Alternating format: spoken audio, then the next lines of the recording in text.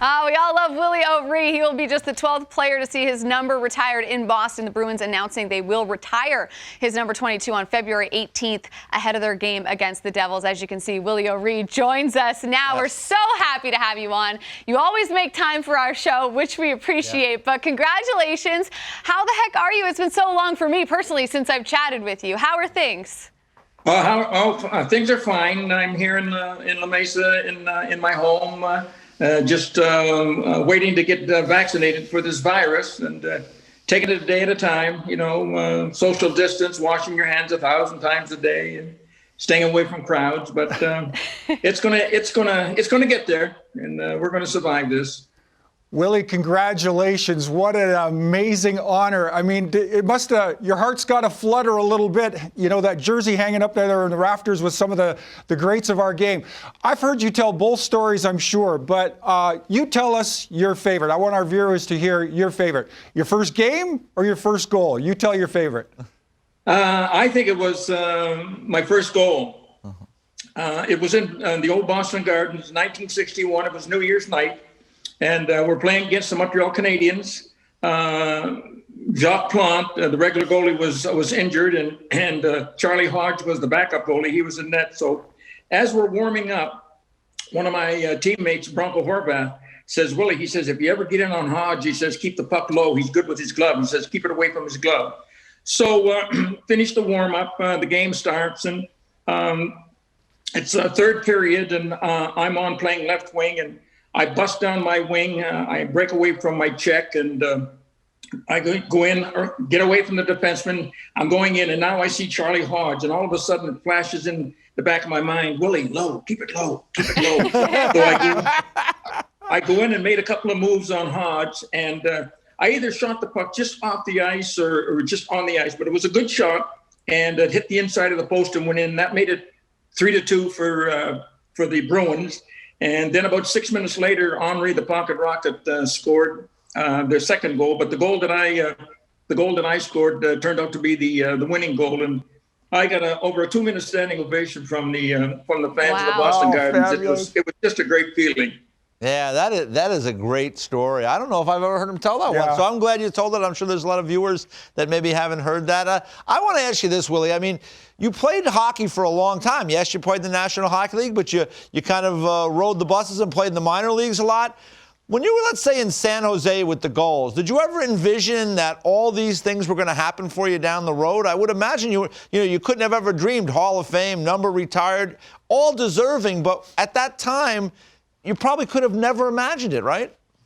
No, I really couldn't. You know, after I finished my 21-year professional career with hockey, I wanted to get back into hockey in some capacity, either doing some coaching, some community service work, maybe doing some scouting, but a door would open, a door would close. But my goal was to get back into hockey, and I knew that I was going to get back in some capacity. But years went by, and then in 1996, Brian McBride was the newly appointed vice president of the diversity program. And he was in a meeting in New York with Lou Vera from USA Hockey and 4 or 5 other gentlemen. And as the meeting went on, Jackie Robinson's name came up. And they said, oh, yeah, Robinson broke the color barrier in 1947 and opened the door up for not only black players, but players of color. And then just out of the blue, Lou Vera said, well, we've got our own Jackie Robinson in hockey. And the room went silent. And they said, well, who is it? And he said, Willie O'Ree. He says, I was living in New York, and I watched him play with the Boston Bruins in the old Madison Square Gardens. So Brian McBride said, well, we've got to get a hold of him. Maybe he'd like to be involved with this diversity program with kids. So no avail. Brian couldn't find my phone number, and he couldn't get a hold of me, but he knew a couple of FBI agents in San Diego, and he called them. Yeah, he called them. They tracked you down. He says, I know Mr. O'Ree's in San Diego. I wonder if you could help me. So within 3 or 4 hours, they called back and said, Mr. O'Ree is working over at the Hotel del Coronado in Coronado Island in the security department. So Brian called me and explained he was newly vice president. He's with this diversity program with kids. Wanted to know if I'd like to get involved. And that's how it all started. And then now it's been going on 23 years since since I came with the NHL. Wow, two great questions, two really amazing stories. Yeah, I feel like the pressure is on me now with this next question. And I'm sure, Willie, you have been asked this 1,000 times, and you've probably, maybe told the reason behind the number 22 1,000 times. But why 22? Well, the Bruins. When I went to the Bruins training camp, I didn't wear 22. I wore another number, but it was given to me after I came up the second time. The first game in January the 18th, 1958, I believe I was wearing number 18, and then I wore number 25 for about 6 games, and then they issued me number 22, and I wore it for the rest of the 2 seasons that I was with the Bruins. Willie, there's racial inequalities kind of been with us for hundreds of years, really since the country's inception. And this is kind of your bailiwick now with the NHL. A lot of awareness out there in the public square, it seems like, over the last year. Still a lot of frustration for folks. But can you share with us, in your role with the NHL, what positive stories, what positive developments have kind of come out of your initiative over the last several years? Well, when I broke into the NHL in 1958, I was the only black player in the league.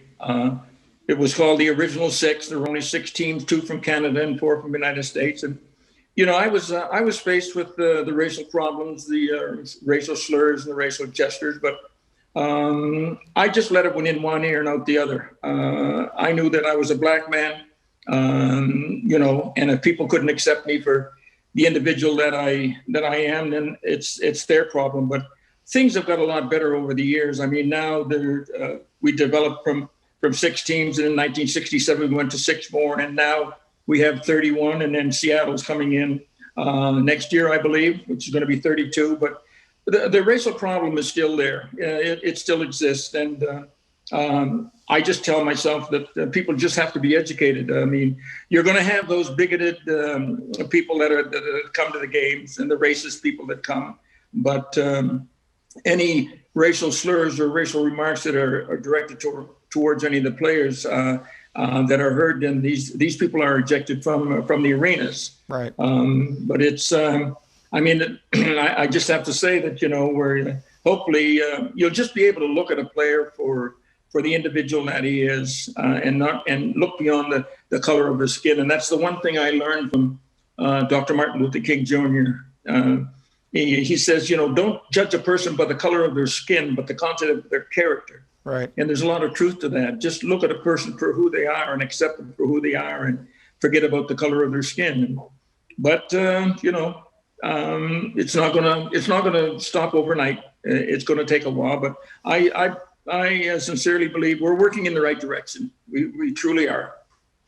Willie, when I look at those clips, I'd like to judge you by the way you skated, because you could fly. I mean, I'm looking at those clips. Boy, you were really skating well. You should have been playing longer in this league. I'm not going to go into all that now. I mean, it's water under the bridge, as they say.